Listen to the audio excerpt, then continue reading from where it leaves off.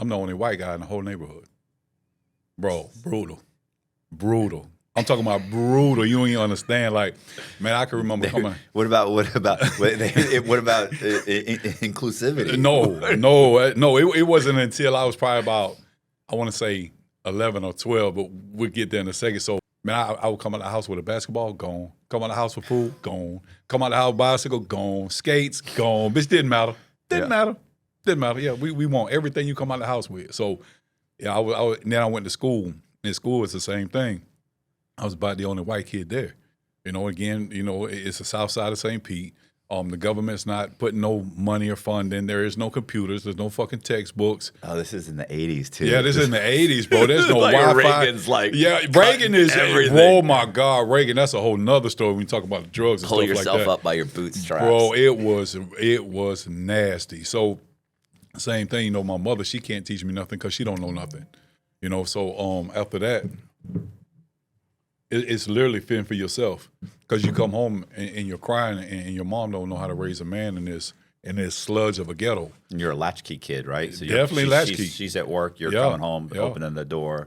Yeah, latchkey. As a matter of fact, I was in the latchkey program in elementary school. Same thing. You know what I'm saying? My mom would work till 5, 6 in the evening, and then after school, she'll come get me. But I was in school probably from back then you was at school 7:30 in the morning to them at 6 o'clock at night.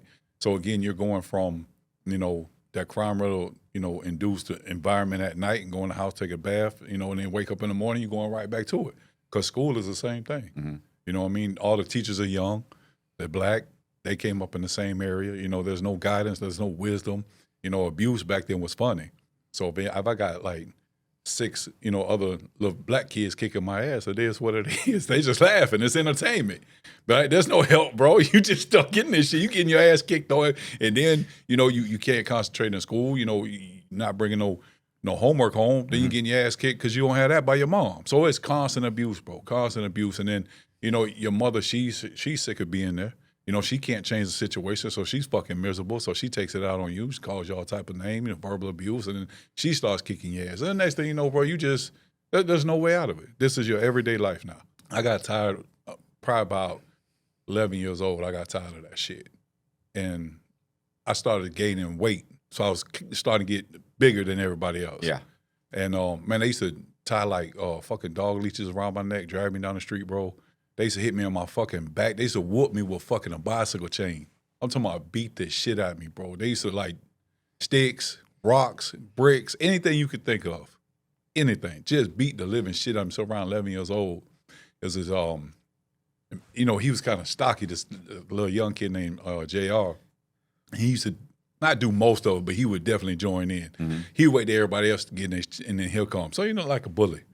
So one day, same shit, we out in the front yard playing and shit, and he just walks off and just slapped the shit out of me. I'm talking about he slapped the shit out of me so hard, knocked my glasses off. So I was like, man, fuck that. Fuck that. I beat the shit out of this kid, bro. He was 13, I was probably about 10 or 11. I'm talking about I kicked his ass all across the yard nonstop. He crying and shit. So all the little kids, they start laughing. All right. They're like, God damn, he got some fucking heart. He could really fight. But I didn't have no technical training back then. I was just tired of being abused. Yeah.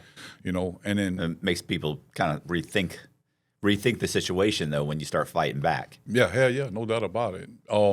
It's ironic. You ever seen a real fat person called Tiny? They call him Tiny. Yeah, of course. Or you see, so my name Black stems from me being the only white kid in the neighborhood. So my name Black really comes from I was 2, 3 years old, 4 years old, 5, and everybody just called me Black because I was the only white kid in the neighborhood. What? It's crazy, right? But it's Black Label. Yeah, now it's Black Label. Oh, okay. I'll tell you about how I had to rebrand my name and how all that shit came about. When Chloe, he sent me some Black Label, and I go, "What's Black Label?" And then he sent me a video of you. I was like, "Oh man, this is gonna be funny." Oh yeah, But I thought the fact that you're you're embracing the, right. It's what is it? Rush Limbaugh embracing where they're mocking him, saying you're a ditto head. They would say we're calling everybody ditto heads because they would say the same thing that Rush said. So then they started calling themselves ditto heads, and now the insult's not really an insult anymore. It's not an insult anymore. Right. You know what I mean? So now everybody's calling me Black. Now I got a little name for myself. I kick ass. Now they're starting to cool down a little bit. Now I'm coming out of the house taking shit. You know, now I'm coming out of the house slapping motherfuckers. Yeah, that's what the fuck we doing. Ain't no more of that bullshit y'all been doing. So you didn't take the higher road? No, fuck no. I just got right in the thick of shit every day. Now everybody's kicking everybody's ass at this point. So we had an older drug dealer. It was several older drug dealers. Now around 1986 is whenever our hard epidemic came through. Now to kind of describe, put you in the mind frame, the 70s and 80s era of war and smack in New York. You know, you see all the old, you know, like National Geographic, that's how it was in 1986. It was just a sweep out of nowhere, came through the city, hit hard. So now here I am, poverty stricken, all of us in the ghetto, we barely eating, going to school to eat, latchkey kids, we're running around unruly. You know, parents are, 19, 20 years old, whatever the case may be, they don't have no. So now here we go. Now we add the hard, right? So now I got hard, whooping people ass and shit, still broke. So I had an older dude who used to bring the hard and soft and all that from Miami, Fort Myers. His name was Wonder Man. Then he had his crew. You had Wonder Man, you had Jed, you had Peter Clark, you had Timothy Lee, you had Dog Man, you had Mailman, you had it was a crew. And them boys were getting money. Oh yes, Lord. Then they owned the J&R Car Wash right in the heart of the ghetto, right on 18th Avenue and 16th Street South. And when I tell you this car wash was nothing but gold rims, BMWs, loud, like this, when you back in that era, this is where you're from, like this is what thrives you. You want to be in the success of these guys. Well, the only people you see that are successful that have possessions and have the things that you want are drug dealers. Right. It's not like you were surrounded by fucking lawyers and doctors. Right. It might be be a completely different path. Right. I definitely agree with you on that. And then you had Romeo Mathis. He was a key figure in the city. And then my mother, where we lived at, she was the only, white woman. So they were like, the older generation would kind of cater to her and take care of her a little more than they did me. And they had a lot of respect, for my mother. So she kind of frequent with the drug dealers a little bit, smoke a little weed, hang out with them a little bit. So now here it is, I'm playing underneath the feet of these, rich drug boys. So I'm the only white guy. So now I'm popular, I'm an eyesore, I stick out like a sore thumb. Now I'm starting to, get a voice. Now I'm starting to roar. Now I'm starting to kick ass. Yeah, this is what we doing right now. No doubt. So they kind of took a liking to me. They seen I was out on the street, seen I was out there kicking ass. I ain't taking no names. Fuck you. Whatever we gonna do, we gonna do. I'm stealing bicycles. You know what I mean? So they're like, hey, listen, you want to make some money?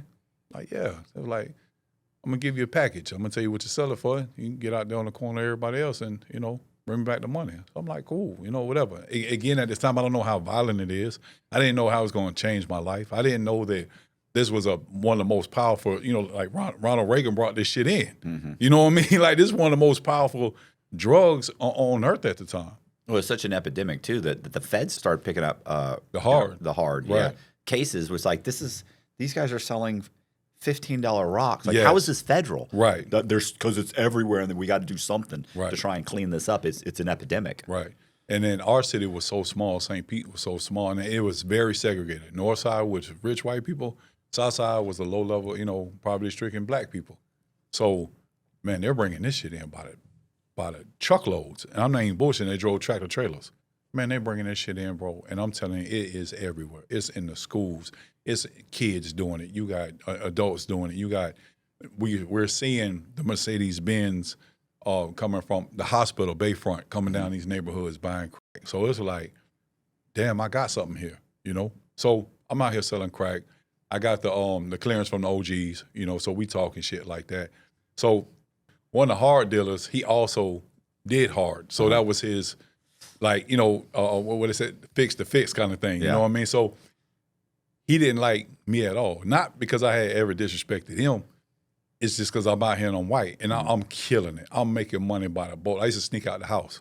I used to tell my mom I was going to sleep early, 8, 9, 10 o'clock at night. And our window, it was an old house, very old house. it was the old wooden slides, and you had to put the stick in it to hold it up because the weights wasn't there no more. Yeah. You know, and so I sneak out the window and get my pack of hard. Back then they were selling 50 packs, and it was just that you had 50 small pieces of hard, and you sold them for $10 and made $500. So I started making a lot of money really, really fast. So this guy, what was his name? I think his name was TJ or Tyler or something like that. So he's like, hey, pussy ass cracker, you think you gonna be around here getting all the fucking money? I got shit to take care of too. You really ain't got no business in fucking being out here. I should beat your ass. So at this time, I'm selling, the hard to a customer who came up. Mm-hmm. So he snatches my bag. I don't even know what made him thought that he was, because I'm probably your size at 14. You understand what I'm saying? So it's like, I'm thinking in my head, like, is this going on? Is this funny? Because this is my first interaction with something.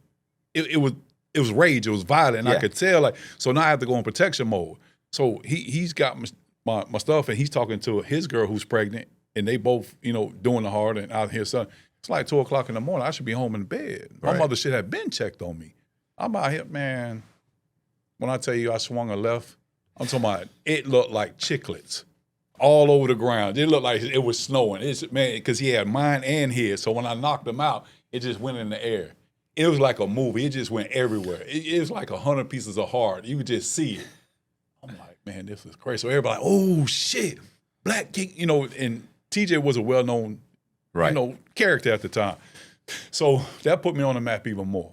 Mind you, it wasn't even the fact that I was trying to show out. And this was an innate response because I'm in a crime-riddled environment. I better be able to protect myself instantly. Right. Because if I don't, they're going to eat me up out here. But that's not even a thought as a child. Yeah. You see? Yeah, as a child. He took something. He took something from you. So I got to get it back. So that raised my level.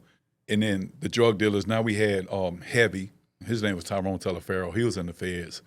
I ended up catching up to him in the feds. It's crazy how life circles around. All of us went to the feds together. All of us on the same indictment in St. Petersburg under Eric Wynn. E-Wynn, that's his name. But they never called him. He's a legend. He's a lone ghost. It's a huge story. He was on America's Most Wanted with Suge Knight and Tupac. It's a crazy story. So now here I am, popular, right? So the drug dealer, he tells me, he said, hey, listen, give me all your money. I'm going to hold the money for you. You know what I mean? Whenever you want to come and get something, let me know. Again, no problem. I trust him. Got me out here making money. I put money in my mom's purse. She questioned me a couple times like, where's the $600 come from? I'm like, you're asking a lot of questions. Yeah, Mom, because I didn't really have, I had respect, but not high-end respect for my mother. That kind of makes sense. Mm-hmm. And it's just because I was in a derogatory situation. It doesn't tell you to have respect. Yeah. So it's not shut the fuck up, but it's like, listen, go pay your little bills and do what you got to do because, shit changing around here. But, she would question me about, some of the money. So can I ask real quick, how old are you at this time? The first time I put the $600 in my mom's purse, I was probably 12, 13. Jeez. And you got to remember, we're counting pennies. Yeah. Yeah, we're literally like at the bank with the penny rollers. Yeah. Yeah. Yeah. That's a grown-up move for a 12-year-old. Right.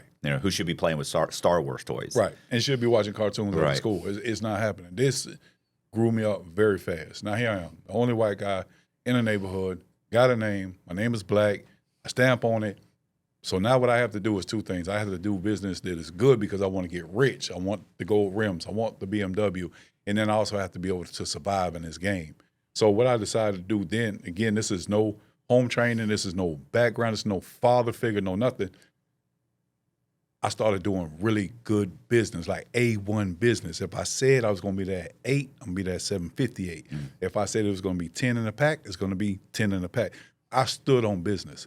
So with that authority at 11, 12, 13, 14, with me kicking ass and taking names later and pushing for bulldozing my life through this fucking trudge of a nasty sludge that I'm in, I still have to have character. I still have to have a demeanor. I still have to have morals.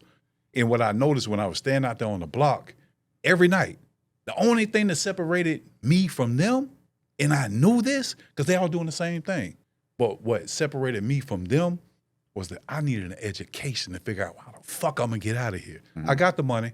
You know, I'm a young kid. So what separates me from them? You have to go get an education. You have to know what to do with this money. You have to figure out a way. It's cool with the cars and shit, but, you know, you got to push past this. And what I noticed about the OGs is they had a crew. So now I had to figure out who my crew is going to be. Because this crew over here got rich off of one person, but that one person trusted 4 or 5 people. Those 4 or 5 people trusted 10 people. Them 10 people trusted 15 people. So now I'm already up here by myself. I got to find a little local crew that I can start, you know, trusting and putting on and things like that. And you got to figure, man, my guys the same age as me, 14 years old, stuck, struggling, tired of fucking stuff. We used to ride bikes to the north side, kick the doors in just to eat. Like, that's how bad it was. Mm-hmm. I can remember. But you're making money now. Yeah, now I'm making money for sure. So now we're making money. So I go to him, I say, hey, listen, man, I want a car. Like, you want a car? I say, yeah. Like, you know, I'm out here making money. I got to have a car. Like, everybody else has a car. He said, I'll tell you what. He say, give me 2 more weeks. He's like, bring back all the money. Give me 2 weeks. I'll put you in a car. So I'm like, all right, cool. Now I have a goal. Now I understand what financial goals are. You see? You're 14. I'm 14. 14 You have a years old. driver's license. Nothing. No registration, no title. Not even think about this shit. I just want a car. Right. Because this car is going to perpetuate my status. It's going to also make me more popular with the girls. And at that era, the more girls you had, the more popular you were. It just keeps growing. Your status keeps growing. So now I'm 14. I got an edge on everybody. I got a mind of probably a 30-year-old in this hard game, right? 2 weeks roll by, still out here pumping. You know, I'm buying things from the grocery store. We live right up the street. It seems to be smoothing out. You know, I have less violence. The white guys who used to come to the neighborhood and buy the crack, they do the thing where you put your hand in the car and they smack the car and pull off. So now all your crack is in the car when they pull off. So they were doing that type of thing, but it happened to me once or twice. I picked up very fast, but you would see it. Yeah. And I could see, you know, everybody running to the cars with their hand out trying to sell, you know, the hard to the people who's coming into the neighborhood from the north side and other places. All they're doing, drive off. There's nothing you can do. So it's just one of the gimmicks that was crazy. So I go to him, I say, hey, listen, you know, my birthday's in August. We getting ready to go back to school. I want to drive. He's like, all right. He said, when's your birthday? I said, August 10th. He said, come see me August 5th. So, all right. Same thing out there. I'm giving him money. Now we all hanging out. It's a bunch of us. So now I start pulling to a couple of friends of mine in the neighborhood, Tyrese. And Tyrese had an older brother. And then he also had a cousin. And then we had a mutual friend. So I'm like, they've always had my back in the neighborhood. They always come out the house and make sure I'm okay. You know, when we go to school, I would feed half the kids in the school. They had like pizza stand, Domino's pizza. You could buy pickles and chips and stuff like that. Man, I'd go to school probably back then, I'd probably say about $2,500. I'm talking about just a dope boy not.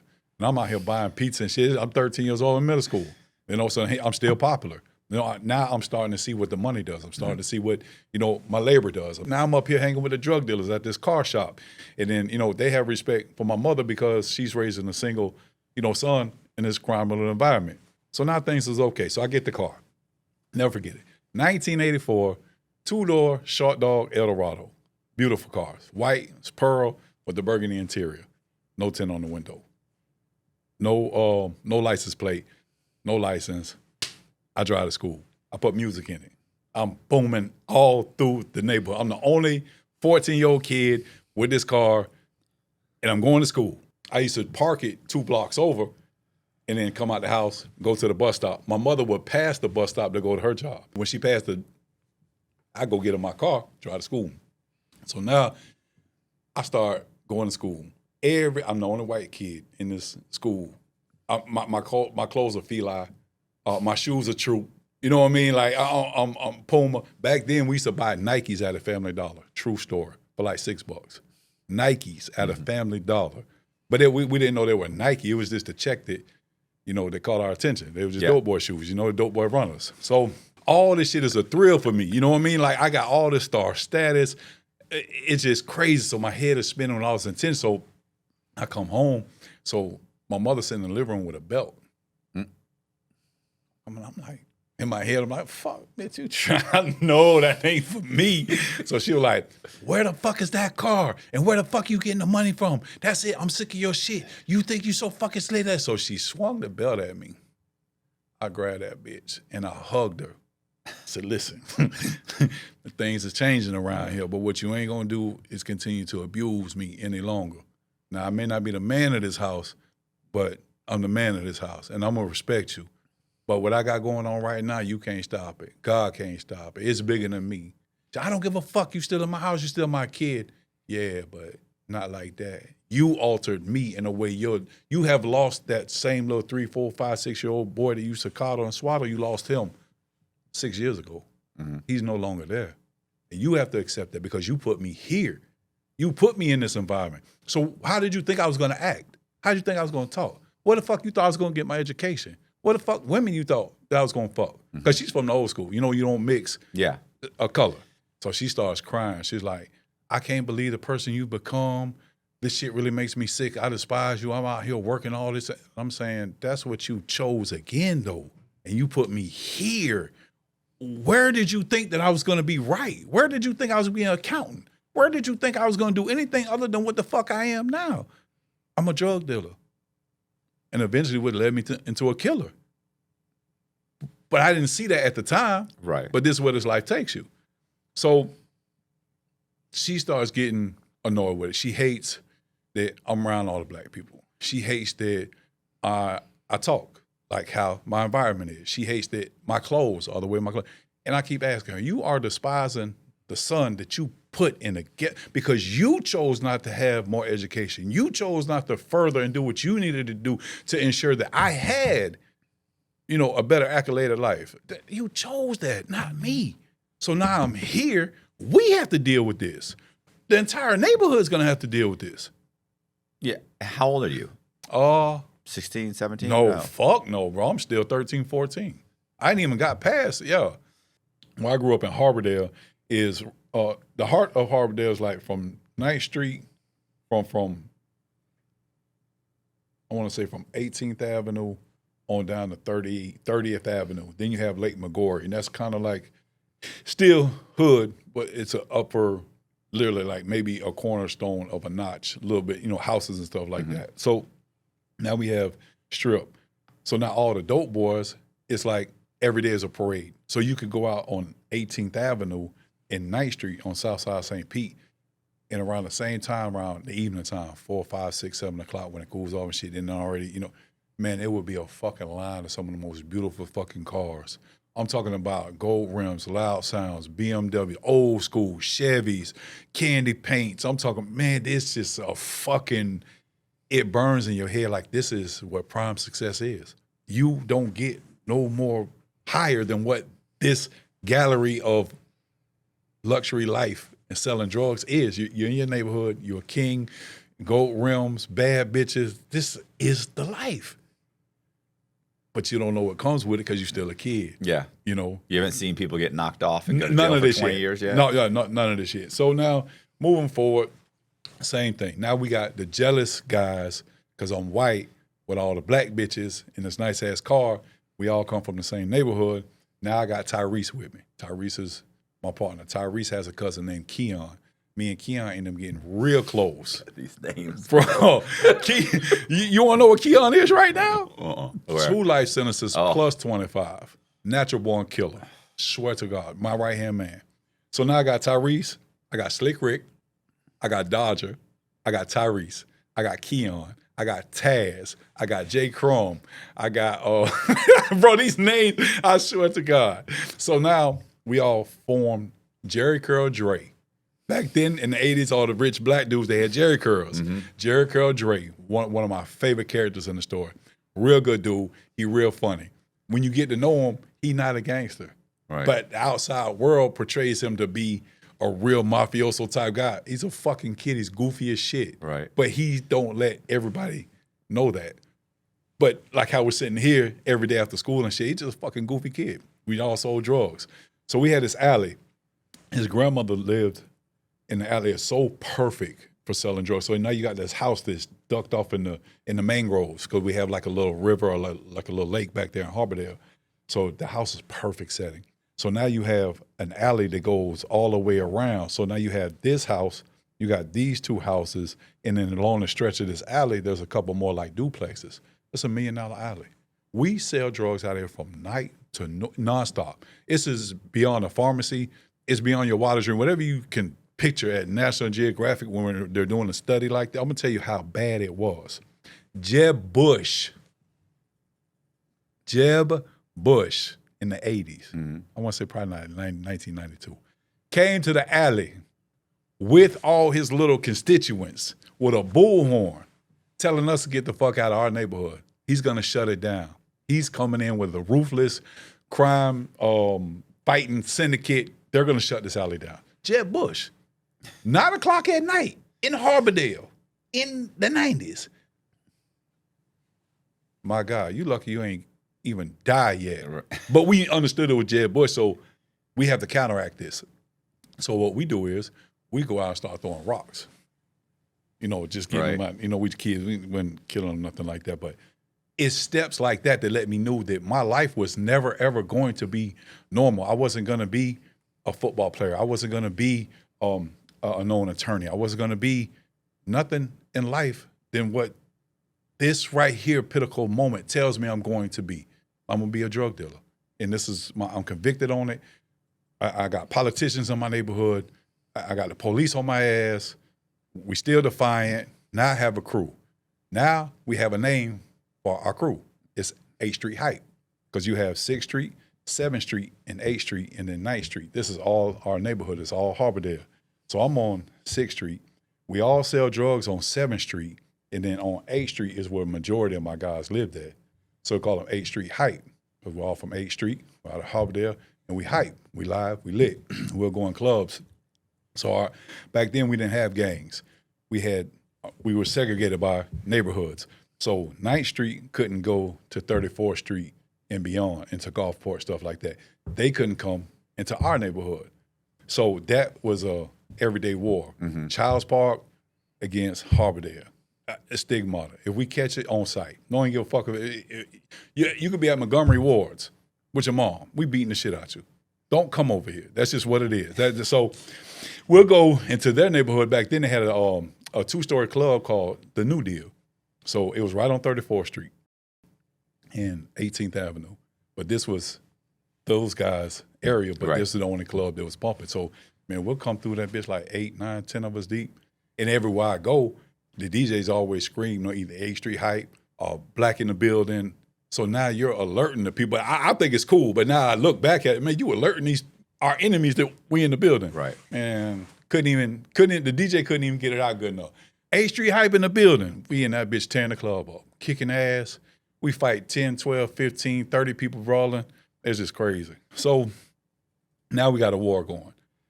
Now I got it going. Now I got my crew going. So now we go from curb serving to bicycle hustling. Now we in the trap. The trap is the dope house. Mm-hmm. So it's 5 of us. And back then we was probably paying $600-700 a month in rent with the electricity and shit. We just put all the shit in, gas name and just go and, run an operation. But it's funny how cheap things were back then. You know how much gas was? Fuel? 85 cents. I was going to say, I remember when it hit $1, people went nuts. They were screaming for weeks about it. 85 cents. And it was like that for years. I used to buy houses. This is in early 2000. I'd buy houses in Ybor City, $40,000. That's insane. Nah. Every bit of probably $100. The shitholes are fucking $250,000 in Ybor City. It's ridiculous. I still have a house on the south side. True story. It's condemned. No lights. No water. It's fucked up. It's my old family home. I had a letter in the mail said they want to give me $220,000 for this shithole. Right now. Blows my mind. I can imagine what's going to be if I hold on to it for another 36 months. Give me another $50,000. And just sitting. But it's right on the water. It's between the bayou and Lake McGorry. It's prime real estate. Yeah, they're going to scrape that off the lot. They're going to build a mega mansion. I already know it because I would do the same thing. I wouldn't even build it out because it's huge. The backyard is huge. I would just build it up. Yeah. 2-3 stores, make it an Airbnb, put a pool out back, call it a day. That's what I do. You know what I mean? But so now we running and gunning. we have made allies with the OGs, and we have officially made enemies with anybody from 9th Street on up to 34th and 49th Street. I'm the only white guy. So I got all the work. Now I'm making a lot of money. I don't even go to the OGs no more. I take $150,000. I'm shooting out of Miami. I already met a plug. I met a plug from one of them on accident as a Puerto Rican. Back then, they were part of the Jamaica Shower Posse. Back then, they were ruthless. So I go down to Miami, buy 10, 12 bricks at like, I want to say maybe between 12 and 14,000 a pop. It was cheap. Put them in. We would take 2 rental cars down. One rental car is dirty, the other one's clean. So we follow it. Come back up here. Now we went from 1 trap. Now we got 3 traps. We drive around in convertibles now. We fuck the Eldorado. I don't even know what happened to the Eldorado. Now I'm in 77 Caprices, 73 drop tops. Bro, we're kids. Chains big as this room. Just gold everywhere. But everything was cheap. But it was expensive. No, but man, we gotta be 17 then. What year? So okay, so this is in the late 80s then, like 88, no, 89, we're in the 90. We're in the 96 now. When did Colby's never seen this movie, New Jack City come out? New Jack City came out in 94, I want to say. It? Something like that. Yeah. And once those movies started hitting like Minister Societies, it really amped our influence up. It really gave us more ideas because we see how other people are living. We just think that our city is how the whole world lives. No, there's a whole nother segment of this hard era. There's a whole nother, syndicate. We just think no, it's way bigger than us. Yeah. So watching these movies and stuff like that, you got to go harder. You got to make a bigger name. You got to have bigger drugs. You got to have bigger jewelry. Yeah, they had the big old chain. This is the beginning of the movie. They had the big chain. Right. He's driving it was a Jeep, but it was like a Jeep Samurai. Remember the Suzuki Samurai? Yeah, Suzuki. That what it was. They got it all decked out and everything, and I'm like, it's a Samurai. Like what? But they had it all decked out. Right. They all got the matching clothes and the chains and the hats sideways, and back then I think like everything about it screamed drug dealers. Yeah, We're drug dealers. Right. Well, you might as well put it on your side of the car. We're drug dealers. Right. No doubt about it. The Adidas, Run DMC, Tougher Than Leather, all this shit is coming out, and we're in the mix of everything you could think of. So there's this at the time it was illegal. It was Jam Pony Express. Jam Pony Express comes from Miami, Fort Lauderdale, Fort Myers, and what they do is they're DJs, and they cut in between the song, and they say, not the song lyric, but whatever they're getting ready to say matches the song lyric. So kind of give you an example, like Slick Rick's children's store is kind of like what the name known for. So that was a drug dealer's underworld life. If you came through playing Jam Pony Express, you have made it in your car with the epitome. Like, you see the ideology, and then, like I said, you top all this going on with, I'm white. I stick out like a sword. And I'm going to war with these guys, beating ass. We having live shootouts. Like, this shit is like a movie. Like my guy Keon, I had a 1973 drop top Chevy Caprice. The paint job went from the candy paint to the flipping paint now. So now it was a mango color. So it's flipped like red, orange, green. It was a nice car. Top down.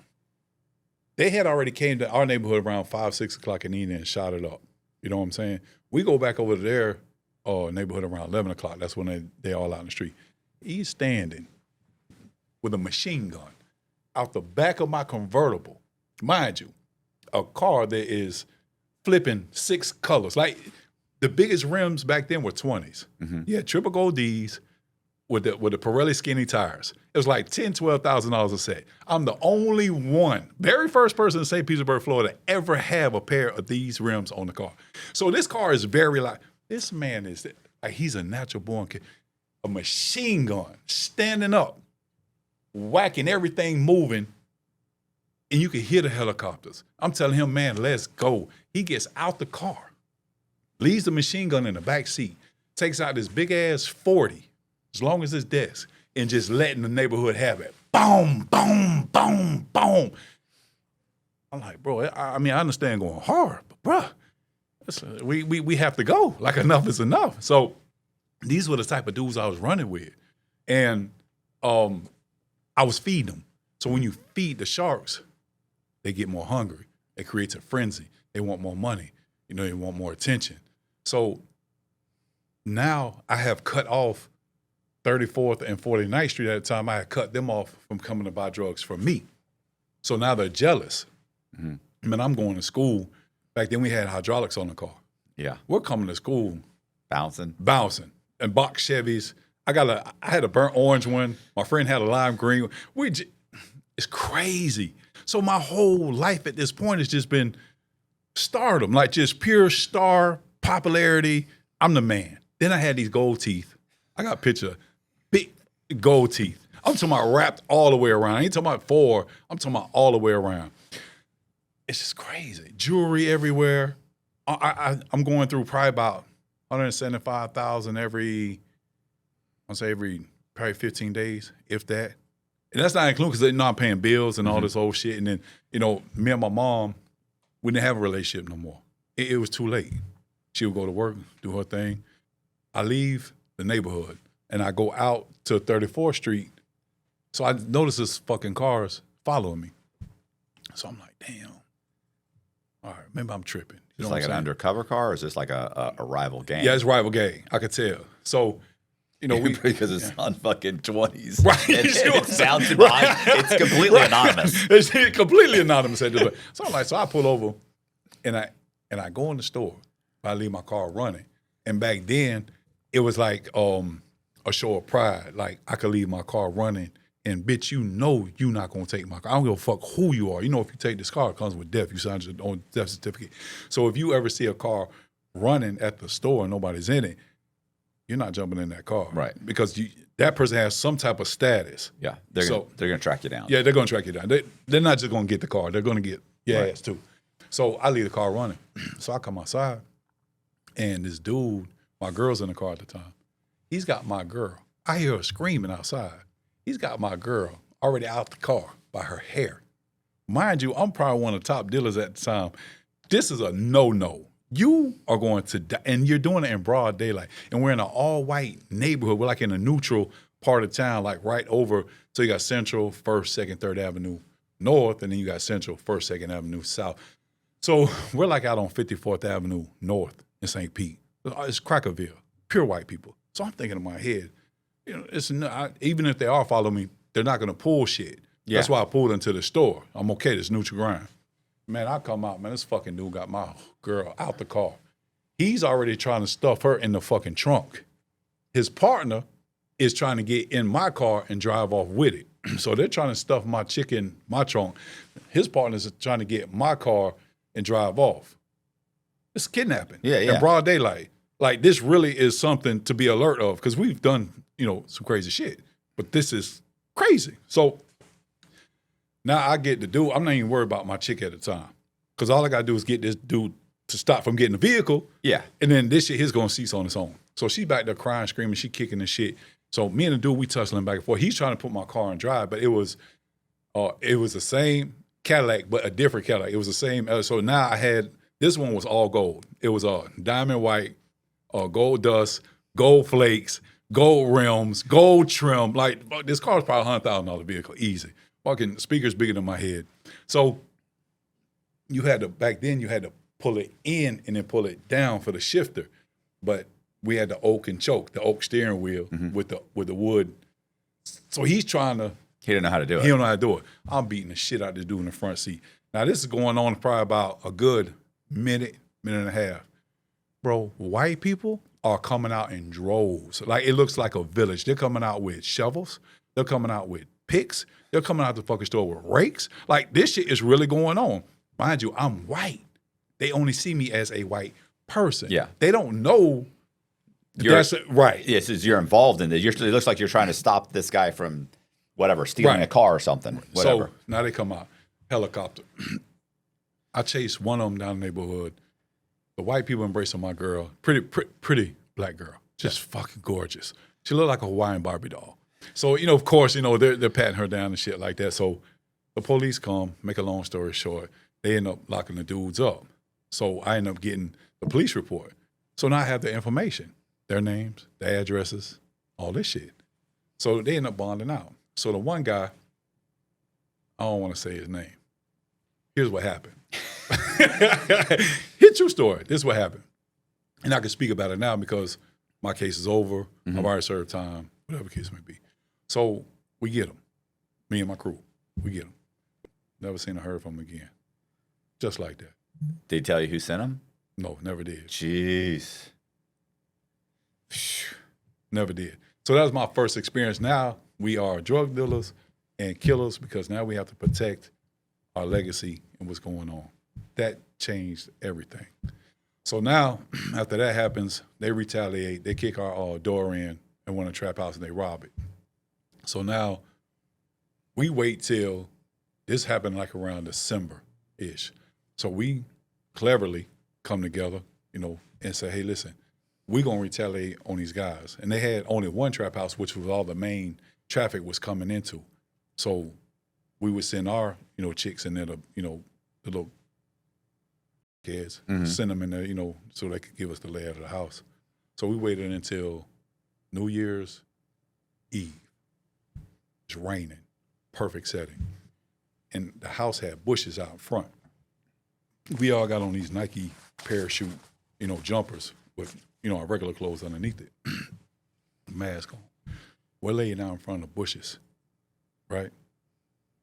And the whole goal was whenever 12 o'clock strikes, whoever in this house going to get hit because we're going to coincide the gunshots with, the big boom of right. the downtown pier and everybody else, shooting and stuff like that. Waiting out front of the bushes, pouring down rain, perfect setting. So the dude, he pulls in, he leaves his car running, lights off. He goes in the house. We run in the house right behind him. And that whole era right then, because we just did that with the dude in the lake. This right here was symbolism. This right here was structure. This right here was not what fucking 16, 17-year-old kids is doing. Right. This is beyond far. I understand now as an older gentleman of why the feds had to come remove us out of this area. We were hell. We were treacherous. We were nasty. But at the same time, we had good hearts. We would pay for the elderly's medicine. We would, get the crackheads together and have them cut everybody's grass. We would do, cook-offs like grill and stuff like that and feed the poor. And, but we would think that we was washing our hands from the blood. That's the furthest point from it. Right. We're murderous kids. Yeah. We're drug dealers. We're pieces of shit. Society has to lock us up. We don't think about that. So now I get recruit some new guys, but they're not invested in what me and 8th Street Hype is invested in. They're only invested in the outside world. I give them, they're just soft, selling. They're selling, going up. So now everybody's talking in the town about black. Everybody's talking, whether it's good or bad, black is the topic of conversation everywhere you go. Is your name coming up for these murders that are happening and disappearances? Is your name coming up? No. No, nobody's. So it's. No, they know it's rivalry. How quickly. Right. Now, it's whispers, yeah, but there's no attachment. Okay. You see, there's no attachment. So, again, there's whispers, like Harbordale, like, there's some real killers down there. Like, if you go down there, you might not come back. Or if you go to war with them boys, you better kill them first. Them boys go hard. Like, them boys do not fuck off. At this time, we're kicking in doors. We're robbing, other drug dealers. You're trying to drive out your competition. Yeah, we're trying to get rid of them immediately. And to be honest, at the time I look back, I didn't even really need to do it, but I was proving so much of a point. I came from so much of their abuse. I came from so much getting my ass kicked, getting shit stolen. I have to overprove myself. This is a gorilla who y'all home grew. This is who y'all developed when you fucked with how you fucked with me. So now I'm here. You created this monster. You've created this monster, no doubt about it. And you don't get to tell me when enough is enough. Because when I was asking you to stop doing it, you didn't. So you didn't give a fuck about me. I don't give a fuck about you. I don't. And anything after this is what the fuck ever. And I'm okay with dying because I'm going to die with my respect. I'm going to die with my reputation. I'm going to die what we call as a real. I'm a gangster. Don't fuck with me. It's going to be problems. I'm going to see about you. I'm going to see about your mama. I'm going to see about your kids. I don't give a fuck what you talking about. Because whatever you trying to do, I'm trying to do 10 times more. That one gun you got, I got 15. Them 2 guys you got, I got 20. Fuck is you talking about? What the fuck do you really want to do this? Ask yourself that. Because I'm ready. But this is who y'all trained. This is what that criminal, violent, ridiculed neighborhood produced. So now I'm here, I'm an unstoppable machine. And I'm just not me, I'm at the top. And I'm just at the top. I got elite force with me. Shit bigger than you. It's bigger than your neighborhood. It's bigger than you can't stop it. But even if you kill me, it's 10 more coming behind me. And I trained these boys. So what is the effect of all this? Are these guys, do they continue to come at you guys, or they say, hey, you know what? There's other neighborhoods. Like, no, they want it just as bad as we do. Oh, okay. Yeah, they ain't even bullshitting. They want all the smoke. This is the 80s. This is the 90s. You know, there's no law enforcement back then is not what it is now. Mm-hmm. Now it's very hammered. Now it's militant. Yeah, very militant. Yeah. Like I would never, in today's society, I would never, ever try. Yeah. None of the shit that we was doing. Yeah, you ever look back on like the 70s and 80s, and these guys are walking around, no bulletproof vest, just a gun. Yeah. You know, just a gun and a pair of handcuffs, and it's a loose fitting shirt. And I'm just like, God, bro, walking up to the window. Hey, can you roll the window? It's like, Jesus, man. Like it's, you know, now they're coming in fucking, they got the vest, they got pepper spray, they got all kinds of shit. And they got the body. Like it's amazing what the, right. These guys are like one-man armies walking around there. It's completely militant. And they got those troop transport things that they bang into your house with. Right. It's crazy.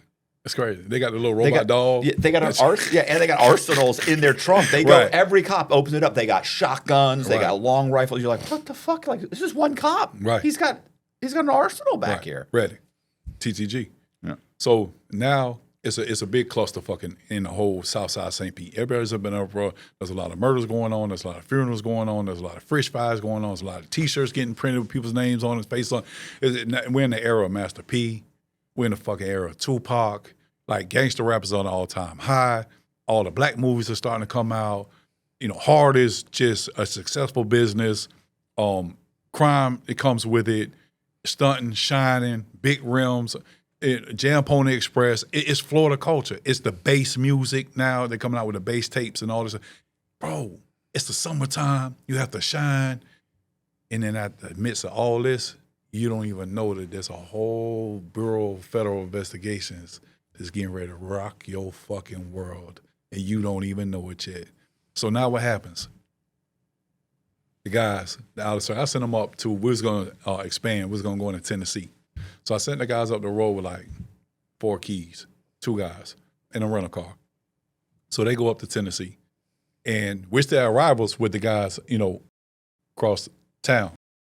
The guys across town, from my indictment, when I know the criminal complaint, they had their older aunts and stuff, you know, call the police and make criminal complaints about Harbordale and how violent it was, and they were scared to go to the store and stuff like this. And I was part of that criminal complaint. White guy named Black. So I didn't know that at the time. Hard to track down. Very hard to track down. Mind you, I got the biggest gold chain in existence and probably one of the loudest cars in America you ever seen. So I got one of the biggest houses on the block. It's a flat 1-story. Then in the back, it's a lower level garage closed, and then it's a garage apartment up top with a big side yard. It's like a damn baby mansion over here in Harbordale. It's right on 6th Street, right next to our corner store. Our corner store was Easy Stop. Back then, it had a laundromat. Laundromat had the front entrance and it had the back alley entrance. So this is our hub. This is our office at the time, the laundromat. We in there shooting dice, smoking weed, selling crack. You know, it's a bathroom in, so we fucking the girls. It's just our hangout. So the Arabs at the store, you know, we spend lots of money in there. We give the kids money to go in there. Some of the local neighborhood people go in and get credit. You know, the store will credit them, and every first of the month they go in there and pay like $200-$300. We'll pay some of the tab off. So, you know, who gives a fuck? Everybody's making money. It's a great time. So the criminal complaint goes out. It's probably about 3 months. I send the guys up the road. They get pinched. I don't know it. They call me, say, hey, you know, we made it. Guy say, you know, you want to get some more. They like the stuff, you know, they want to meet with you. You know, so I'm like, all right, cool. I really ain't tripping. You know, send them up to Tennessee, black guys, you know, we all in the same circle. I'm I'm not even thinking about the feds, bro. I'm not even thinking about it. In my mind, it had crossed my mind to go and do state time, maybe 3 years, come back home. You know what I mean? Still got my money, still got my bitches. You thought that was the worst that happened? It's the worst thing that happened. 3 years state, no problem. You know, I'm only selling hard. Yeah. You know, they're not going to catch me going down to Miami and shit like that. We're just too. It's a great syndicate at this point. I meet with the dude. His name was Anthony. What's his real name? The detective for St. Petersburg Police Department. So he calls my phone. We do a meet. We talk. He's like, yeah, I'm up at Clearwater on Greenwood. Odd as fuck.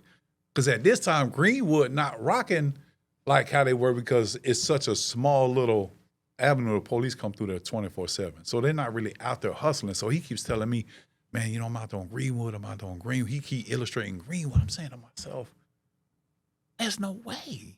It's just no way. I said, you know, again, I'm the only white dude in this neighborhood.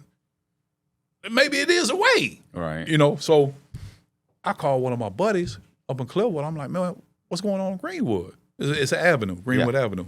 Like, what you mean? I'm like, you know, y'all still rock and roll? Like, yeah, man, it's hot as fuck. I said, so ain't nobody out there, you know, just running. Like, hell no, ain't nobody running cars. Damn. All right, so that's in the back of my head. So, in dealing with the dude, Anthony, I know something's not right. Something is off. The dude's not running out on Greenwood. I can't put and then when I call him, he's not answering his phone. And I did it a couple of times. He would leave. As soon as I could see his brake lights, and I'm calling his phone, and he's not answering. I'm like, man. So you met with him? Yeah, I met with him several times. Because remember, I didn't know you'd met with him yet. Oh, my bad. So I met with him. They came back from Tennessee. Called him. We met up, talked. That's when I learned he was, quote unquote, Greenwood. Did a background check. He's not a Greenwood. So I don't know what the fuck this dude's got going on. So we're in the midst of a war, our side against, you know, their side. I got 22 people. I got 4 houses. I got probably 60 stoves going. I got to pay everybody. It's bigger than me. So why it's in the back of my head about this dude, it's really not a thought. He just come, he spend money, he get his shit, and he leave. So then he fucks around and he says, hey, man, you know, I don't have any guns, man, and I'm far from Tennessee. I'm trying to get you with an enhancement. I get you. I already got you on the buy. 924C. I need the enhancement. Right. We don't want to see you again ever. Ever. 5 years is now 10 years not going to be enough. No, mind you, I don't know the game like how I know the game now. Federal prison taught me about how to do law. So, man, I'm like, all right, well, what you need? And shit, I'm a fellow drug dealer. You know, the streets is tough. Right. I might got to put you down too. You know.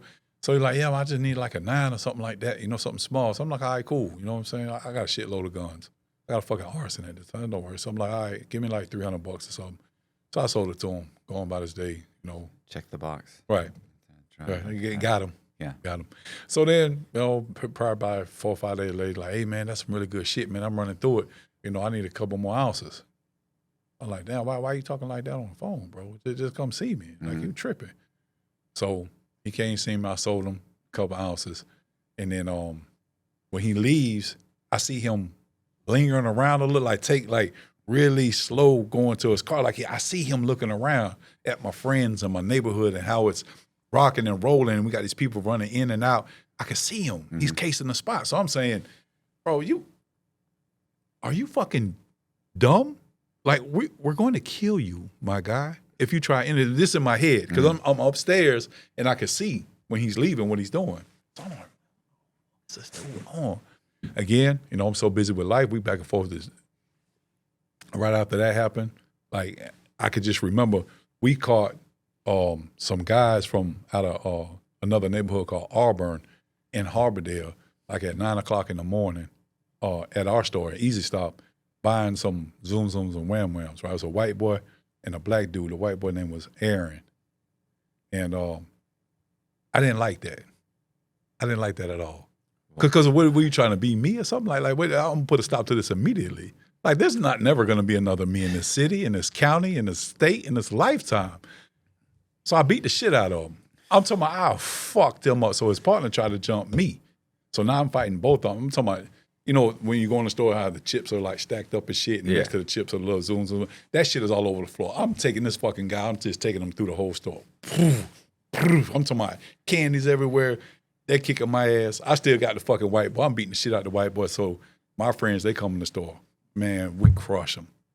Send them on their way. Again, this is all distractions because I'm still not paying attention to this fucking guy. So he calls me up again. He's like, hey, man, I got a little problem. So I said, you know, what's going on? He came in the trap and he seen like my little arsenal that I had. I had a couple of rifles and I had a lot of my shit was like, I had an old military white guy named Mark. Mark could get anything you wanted back then. I had a fucking Korean shotgun. Korean military issue. This bitch looked like an army tank. When you see it, you like, whatever is going on, I'm leaving. Because if this bitch gets to cracking, oh yeah, I can't even describe to you. It looked like some shit that was out of Predator. Like it was so fucking, I had to buy it. Like, bro, this shit is amazing. It just had all type of lumps and bumps and shit and it had a banana clip, bullets this big. Like, it's the military old style, like green, like sour, nasty green. I'm like, man, this is. So he seen it. He said, man, I want to buy it. So I'm like, all right, cool. Give me $1,200. $1,200. I don't want to sell it. Yeah. But, you know, if you're going to give me $1,200, take it. So he's like, I'll take it. I'm like, all right, cool. So he takes gives me the $1,200. He takes the fucking military shotgun. So now I'm really thinking I done sold this bitch. So now I'm starting to reel myself in. Mind you, I still got to check all these crackouts. I got people in my face asking me for shit 24/7. I got problems out the ass. I got a war going on. I got my bitch on my back arguing because of fucking other bitch. It's a lot. It's a huge distraction. So then he calls me up and he buys, 2 or 3 more ounces of hard. Then, now I'm like, man, hold up, man. So I call him. I say, hey, what's going on? He's like, what's up? I said, do me a favor. I said, bring me that shotgun back. You see what I'm saying? I'm going to give you $1,500 and I'm going to give you, another shotgun. I really want that back. So he's like, all right. He say, well, have me 2 more ounces and I'll bring the shotgun back. You know what I mean? So I'm like, all right, cool. Fucking mistake, bro. Fucking mistake. You understand? You're way past the mistake. Way past the mistake stage. Even this. Even this. They already got you. Yeah, this goes on for like 6 months. Yeah. So people keep thinking, like you sell once and you get away with it, so you feel emboldened, like oh, I'm good. No, they're just adding it up. It just gets dark deep. They're trying to hit their mandatory minimums and their enhancements, but it lures you into a false sense of security because it's been going on 6 months. He would have busted me the first or second time. Right, that's what police do. He's not gonna buy for 6 months. That's crazy. Yeah, they don't do that. You know what I'm saying? They'll buy once or twice and they'll come, bush in. Like I said, locals. Yeah, the locals. Yeah, I get 3 years. You know what I'm saying? Yeah. I come back home, still legend, still got all my shit. Not the feds. Not the feds. So he calls me early one morning. Mind you, I don't even get up till 2, 3 o'clock in the afternoon. I don't even start getting fucking moving till the sun goes down at this point. So he calls me early in the morning. He's like, man, I need to meet with you. You know what I mean? Why? I'm like, all right, cool. I said, well, where you want to go? He said, well, you just meet me back at the spot. I'm like, all right, cool. So I tell my partner, hey, man, this dude, from Clearwater, I'm finna go meet. He's like, listen, bro. Because at that time, he was asking for an AK. He was going to bring me back my shotgun straight out for AK. Mm-hmm. And I did have AK. So I'm like, yeah, cool. You know what I'm saying? AK is coming down and done. But that shotgun, I really wanted to keep that shotgun. So I'm telling my partner, hey, I'm finna go meet the dude. He's like, bro, don't go. He want what? He want 3 ounces and an AK? I'm like, I told him the same thing. Bro, I'm already balls deep with this dude. Mm-hmm. If it was going to go down, he would already pinch me a long time ago. He's like, don't go, bro. I'm telling you, don't go. I'm like, man, I'll be right back. I'm going to go to the store. I go to the spot. So he pulls up in this old F-150, the smaller pickup truck back then. I don't know if it's a Suzuki or what. Not Nissan, an F-150. It's you're thinking. I know what you're talking about too. Like maybe a Mountaineer or something. I forgot what they call it. But it's the little short one. Yeah. The ones that they put the rims on and shit back in the day. Yeah. The little rims. So in the back of that pickup truck was 4 gold rims and tires. So I'm saying, why the fuck would he come in this hot ass neighborhood? He's a simp. He's a black dude, but he talks proper. Mm-hmm. So I'm saying to myself, this dude is fucking reckless, bro. Like, why would you come? And they're in the back. Like, when you're up here, I can either send my dogs to go get the shit. Anyways, but it was a big red flag for me.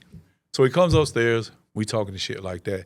Now he's laying it on me. Oh, yeah, well, you know, but he's saying hard. But, you know, the other word, he was like, he's talking about ounces. He's talking about soft, bro. He's going on about the guns. I done sold them.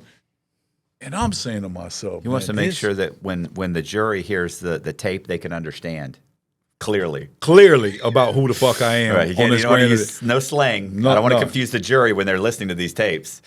So this way he gets me. He said, hey, you know, because he is right, I did shorted him. The reason why I shorted him, because I wanted to see what he was going to do. Any natural drug dealer, when you short them, they feel insulted. Yeah. It's a form of disrespect, and I'm going to come back and I'm going to see you about that shit you shorted me. So I shorted his package on purpose for like damn near 10 grams. It was a lot back then. 10 grams short of a package is a lot.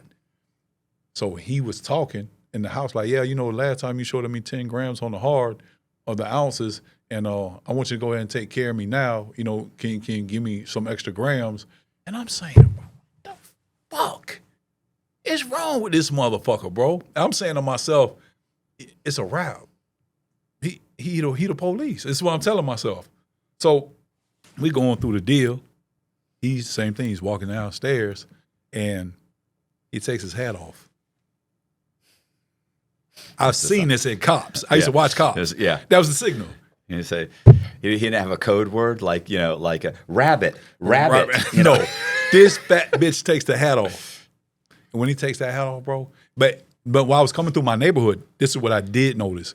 My neighborhood is always rocking and rolling. It's always somebody on the street. It's always kids playing in the street. I think it was like a Friday or Saturday. My block was quiet. Not a bird chirping, not a kid in the street, no cars at the store. There was nothing, nobody cutting grass. Mm-hmm. Like, this was purely so quiet. I was like, something's not right. And I'm telling myself, somebody's going to die tonight. Because this is how quiet this never, ever, ever, there's something going on. This bitch is solid, pitch quiet. So he takes the hat off, the fucking neighborhood, I'm talking about explodes. When I'm talking about, I don't know where the fuck these people came from. I don't know where the fuck they was at, where they was saying, you got black SUVs by the boatload, you got a helicopter, you got people coming off my roof on the rope coming down. They're busting my windows out of the house. Man, they're coming in, crawling on the ground, bro. I don't know. It had to been at least 50 people, at least 6 agencies. Where the fuck were these people at? So they knocked me off. I still don't realize what's going on just yet. I don't know how big this is. I'm thinking, you know, same thing. Couple houses hard, gone, 3 to 5 years. You know, shit, I got in the attic at the time, they took $250,000 out the house. Mind you, I'm just graduated high school. I graduated Osceola High School. Walked across stage, got my diploma. Summertime, July, right? Right after I walked. I'm 19 at the time, maybe. So they put me in this hot-ass, old-ass box-like minivan. And they're questioning me and shit. They're like, listen, you're in big trouble. Mm-hmm. Like, you need to start talking. You need to start talking fast. Like, you got to get some of this time up off you, like you're facing a life sentence. I'm like, I don't know. What are you talking about? But mind you, you know, there's murders that's going on, but the murders ain't stopped. There's 3 more murders that's going to occur while we're out on bond. This shit is crazy. So I'm like, nah, I have already been groomed by the OGs you don't talk. You know, and how I kick my game and my swagger, and I do A1 business. I'm not telling, I'm not folding. You fuck with me, I'm gonna stand on business. You do good business, I do great business. It's just rules to this game. Prison's filled with stand-up guys just like you doing life sentences. Just like me. Don't know it. So I'm like, man, fuck you, pussy ass cracker. Hurry up, take me to jail, bitch. Fuck you, I'll show you what the fuck, how to get on the interstate. Bitch, hurry up, take me to 49th Street. So, you know, these are older white guys who've been doing this. So they're laughing, but I don't understand why they're laughing. I just know they don't understand who I am and why I am in this environment, this house they came and got me out of is the reason why I walk, talk, and live my life the way I do. When you're with wolves, you're raised by wolves, you do what wolves do. Mm-hmm. And that's just that. They're older, they're educated. They've been on the other side of crime for so long, I'm a fucking joke to them. they've seen guys like me every single day. And I'm just a knucklehead that's just going to be a number in the feds. So, they're making a mockery of me. Right. They're actually trying to talk like me as if my accent is fake, or if I'm trying to portray something I'm not. Right. So, pussy ass cracker, fuck you, cracker. I don't give a fuck, pussy cracker, suck my dick, bitch, hurry up. So they're like, all right, all right, cool, we got something for you. Yeah, tough guy, right? Tough guy. So I'm like, all right, cool. So they take me. So back then when you got knocked off, they take you straight to court. Bitch, you don't get nothing. You don't get water. You don't get a phone call. You leave from whatever scene they arrest you in, and they take you right into court. The dude's name was Michael Coles, DA agent, never forget him. He stood in front of the judge. Where he busted me in, he still had it on. This is how I knew, like, this is theatrical as fuck. He kept all that shit on and just put a blue blazer on as to dress formal in front of the judge. Right. And proceed to tell the judge about, the indictment and, the criminal complaint and, the grand jury and, the case. And I'm listening to all this shit. You didn't know any of this is going on. I had no idea. So now I'm sitting in a fucking courtroom, bro. I'm pale fucking white. I'm like, damn, this whole time. Not only have I been in war on some real gangster shit with the people across town, you understand what I'm saying? I'm thinking they on some gangster shit. Gangsters relate to gangster. This is what they say, honor amongst thieves. Mm-hmm. These bitches ain't fucking gangster. These bitches is calling the feds on me. These bitches calling the police on me every day. These bitches making full criminal complaints. And they supposed to be gangster. They supposed to live by the code. And they the guys you sent that got busted, those two. You see what I'm saying? They were, again, A Street hype, and my crew was the net. Everybody outside of that wasn't privy to what my net carries. Right. You see, so they was all right. I knew they would never be in the net because they just not gangster enough. They just do boys, followers. So criminal complaint goes on. I'm sitting in this fucking court for like 40 minutes. I'm not going to make it.